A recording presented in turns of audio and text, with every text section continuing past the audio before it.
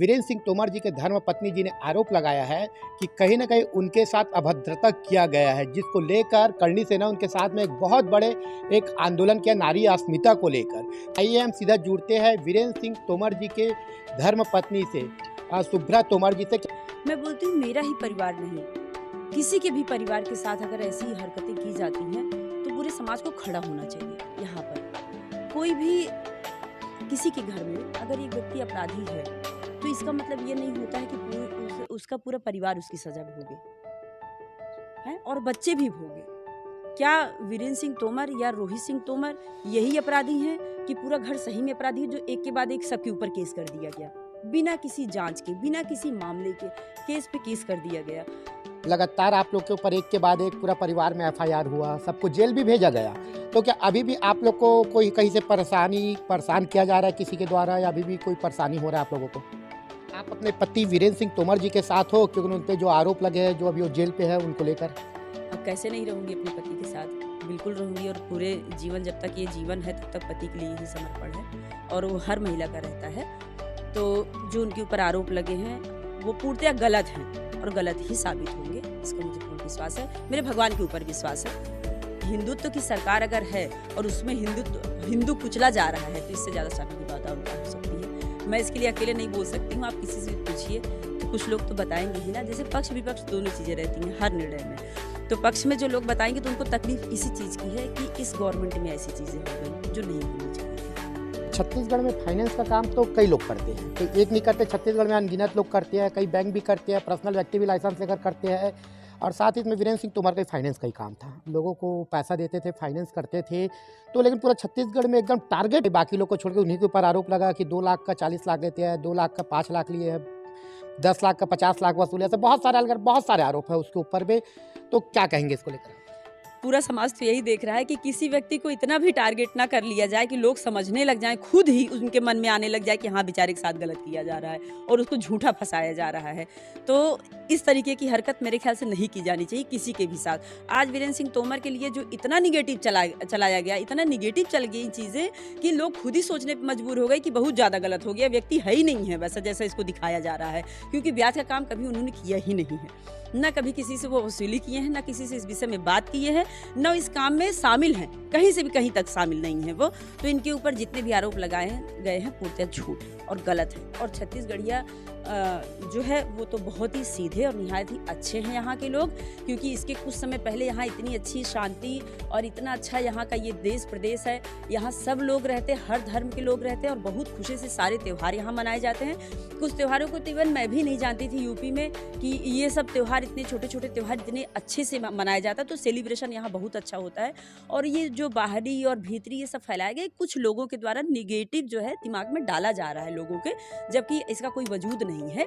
यहाँ के लोग बहुत अच्छे हैं और कुछ लोग अगर गलत सोच रहे हैं और गलत बोल रहे हैं तो उससे कोई बहुत विशेष फर्क भी नहीं पड़ता है। आज नहीं कल उनकी भी मानसिकता चेंज हो जाएगी।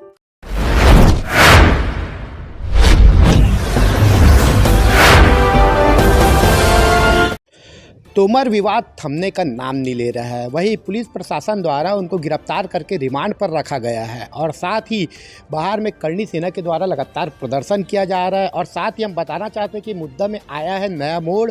जी हाँ, मोड़ है नारी अस्मिता को लेकर। वही वीरेंद्र सिंह तोमर जी के धर्मपत्नी जी ने आरोप लगाया है कि कहीं न कहीं उनके साथ अभद्रता किया गया है, जिसको लेकर करणी सेना उनके साथ में एक बहुत बड़े एक आंदोलन किया नारी अस्मिता को लेकर, जो उनके निवास के समीप में हुआ। बड़ी संख्या पे वहाँ पास लोग भी आए थे नारी अस्मिता को लेकर। आइए हम सीधा जुड़ते हैं वीरेंद्र सिंह तोमर जी के धर्मपत्नी से, सुभ्रा तोमर जी से। क्या कहना है मैडम? सबसे पहले आपका न्यूज़ CG 24 में बहुत बहुत स्वागत करते हैं जी। मैडम, क्या कहेंगे, इतना बड़ा महापंचायत का आयोजन हुआ था नारी अस्मिता को लेकर, सबसे पहले उसको लेकर आप क्या कहेंगे? कैसे देखते हो इतनी बड़ी संख्या आए थे, कार्यक्रम को कैसे आप सक्सेस मानते हो, क्या कहेंगे इसको लेकर पहले? हाँ जी, बिल्कुल सक्सेस मानती हूँ मैं, क्योंकि जो भी मेरा समाज, मेरे भाई बहन आए थे वो बिल्कुल खुल के इसलिए आए थे कि चीज़ें गलत हुई हैं। मैं बोलती हूँ मेरा ही परिवार नहीं, किसी के भी परिवार के साथ अगर ऐसी हरकतें की जाती हैं तो पूरे समाज को खड़ा होना चाहिए। यहाँ पर कोई भी किसी के घर में अगर एक व्यक्ति अपराधी है तो इसका मतलब ये नहीं होता है कि उसका पूरा परिवार उसकी सजा भोगे है और बच्चे भी भोगे। जो बच्चे अभी अपना जीवन जीना सीखे भी नहीं हैं, उनसे उनकी पढ़ाई लिखाई, उनकी सोच, सारी चीज़ें उनसे छीन ली जाती हैं।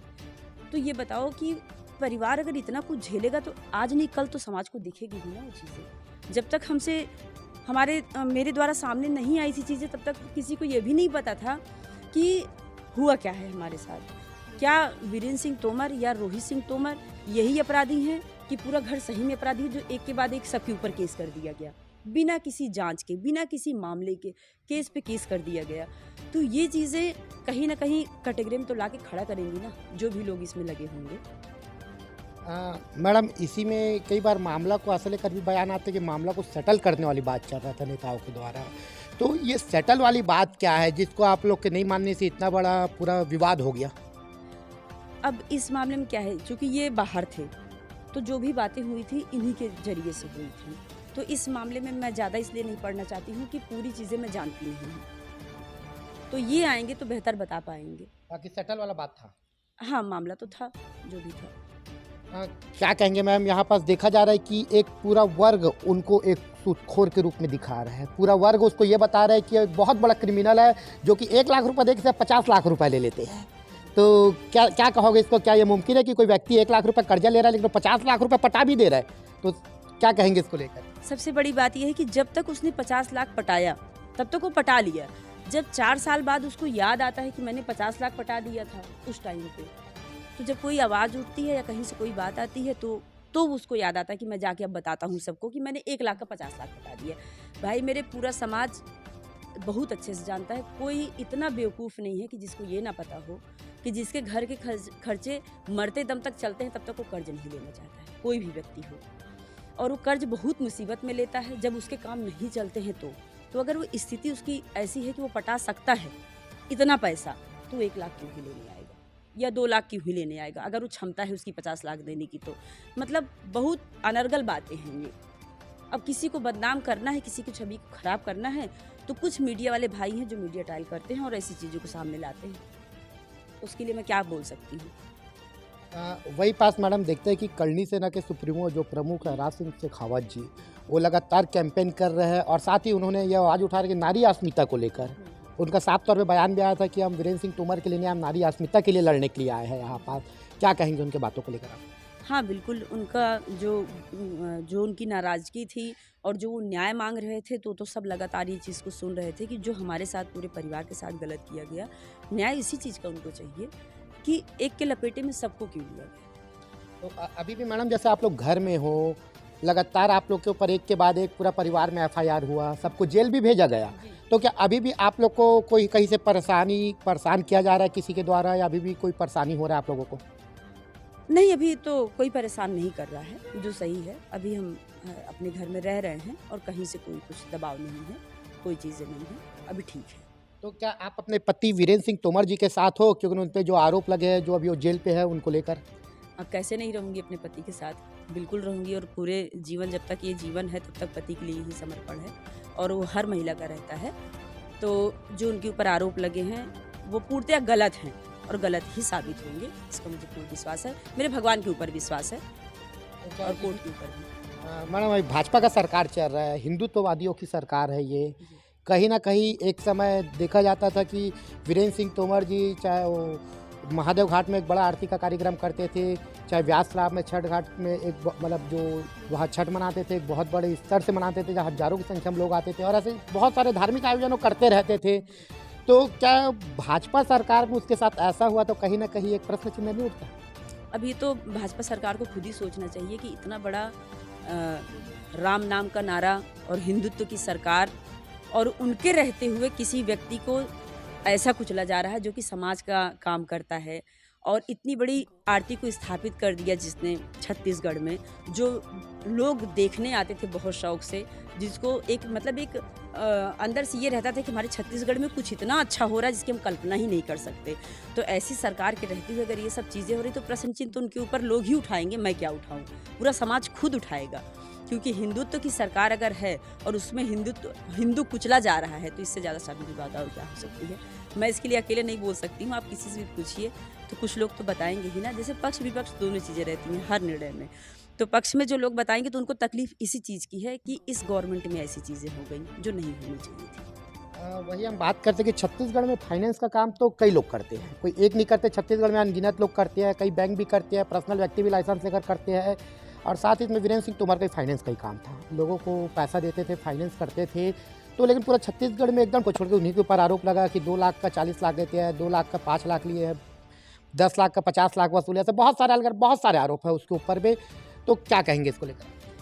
तो अब मैं क्या बताऊँ, पूरा समाज तो यही देख रहा है कि किसी व्यक्ति को इतना भी टारगेट ना कर लिया जाए कि लोग समझने लग जाएं, खुद ही उनके मन में आने लग जाए कि हाँ, बेचारे के साथ गलत किया जा रहा है और उसको झूठा फंसाया जा रहा है। तो इस तरीके की हरकत मेरे ख्याल से नहीं की जानी चाहिए किसी के भी साथ। आज वीरेंद्र सिंह तोमर के लिए जो इतना निगेटिव चलाया गया, इतना निगेटिव चल गई चीज़ें कि लोग खुद ही सोचने पर मजबूर हो गए कि बहुत ज़्यादा गलत हो गया, व्यक्ति है ही नहीं है वैसा जैसा इसको दिखाया जा रहा है। क्योंकि ब्याज का काम कभी उन्होंने किया ही नहीं है, ना कभी किसी से वो वसूली किए हैं, ना किसी से इस विषय में बात किए हैं, न इस काम में शामिल हैं, कहीं से भी कहीं तक शामिल नहीं है वो। तो इनके ऊपर जितने भी आरोप लगाए गए हैं पूर्णतः झूठ है और गलत है। तो क्या इसको लेकर किसी व्यक्ति के ऊपर में आप लोग को लग रहा है जिसके ऊपर में क्या आप लोग कोई केस कर सकते हो कोर्ट में? बिल्कुल, आने वाले समय में होगा तो, क्योंकि बहुत लोग इसमें गलतियां किए हैं और उनके नाम हैं उसमें, तो उनको भी पता है कि चीज़ें जब कोर्ट तक जाएंगी तो हमको भी खड़ा होना पड़ेगा वहाँ जवाब देने के लिए। आप पूरे छत्तीसगढ़ वासियों से और साथ ही राजपूत समाज से, पूरा छत्तीसगढ़िया से आप क्या संदेश देना चाहते हो हमारे न्यूज़ CG 24 के माध्यम से? जी, मैं पूरे समाज से कहूँगी कि मैं उनका बहुत आभार है, क्योंकि सोशल मीडिया पे बहुत पॉजिटिव चली हैं चीज़ें हमारे लिए और लोग आके हमारे लिए खड़े भी हुए।